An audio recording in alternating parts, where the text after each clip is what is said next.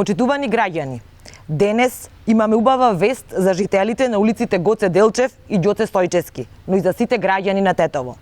Светска банка го одобри првиот тендер за реализација на проектот за изградба и санација на локални улици и патишта во општините, вреден околу 70 милиони евра.